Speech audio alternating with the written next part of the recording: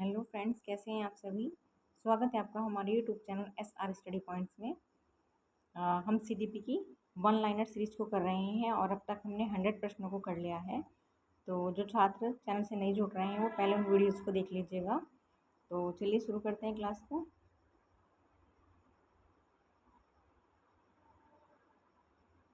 पहला प्रश्न है, संरक्षण की अवधारणा किस अवस्था में विकसित होती है।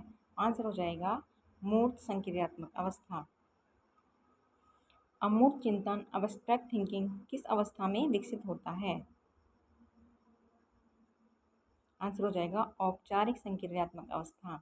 ये पियाजे की अवस्थाएं हैं। इससे पहले क्लास में हम पियाजे को पढ़ रहे थे तो कुछ क्वेश्चंस रह गए थे, वो हम इस क्लास में पूरे कर रहे हैं। तो टॉपिक वाइज हमारी ये सीरीज चलती रहेगी।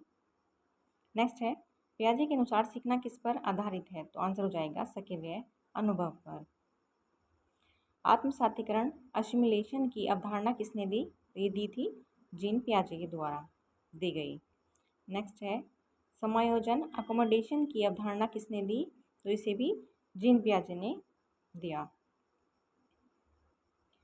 संतुलन इक्विलिब्रेशन का सिद्धांत किसने दिया। इक्विलिब्रेशन का सिद्धांत जीन पियाजे द्वारा दिया गया। सामाजिक सांस्कृतिक सिद्धांत किसने दिया। तो सामाजिक सांस्कृतिक सिद्धांत दिया है लेव वाइगोस्की ने। ZPD निगस्त विकास का क्षेत्र की अवधारणा किसने दी। तो ये दी गई है लेव वाइगोस्की के द्वारा। स्कैफोल्डिंग किससे संबंधित है। तो लेव वाइगोस्की से संबंधित है। वाइगोस्की के अनुसार सीखने में सबसे महत्वपूर्ण भूमिका किसकी होती है। तो सामाजिक अंतःक्रिया की सबसे महत्वपूर्ण भूमिका होती है। नैतिक विकास का सिद्धांत किसने दिया। नैतिक विकास का सिद्धांत दिया लॉरेंस कोहलबर्ग ने। कोहलबर्ग ने नैतिक विकास के कितने स्तर बताए। कोहलबर्ग ने विकास के 3 स्तर बताए।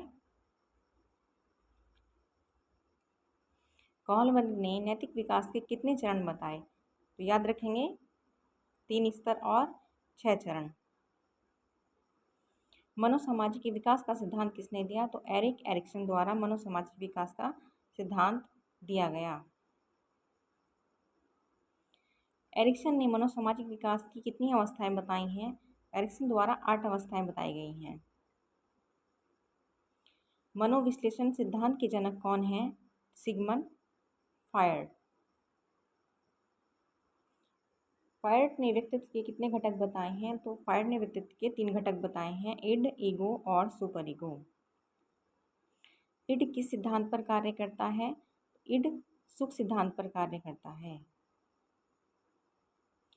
ईगो किस सिद्धांत पर कार्य करता है। तो ईगो यथार्थ सिद्धांत पर कार्य करता है। सुपर ईगो किससे संबंधित है। तो सुपर ईगो नैतिकता से संबंधित है।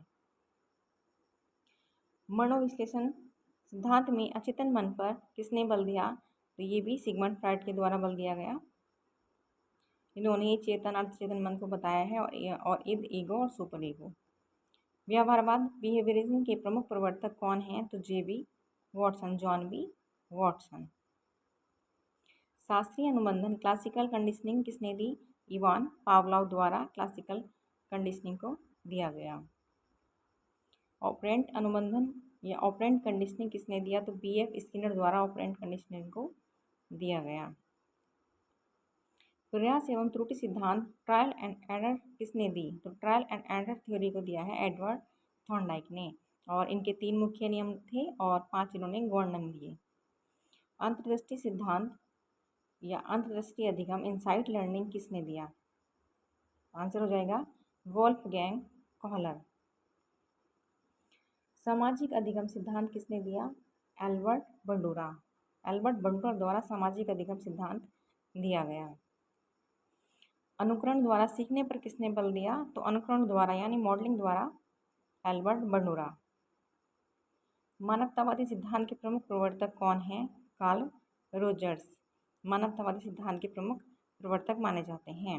और लास्ट क्वेश्चन, आवश्यकता पदानुक्रम सिद्धांत किसने दिया। दिया गया अब्राहम मैस्लो के द्वारा। अब मिलेंगे हम नेक्स्ट वीडियो में।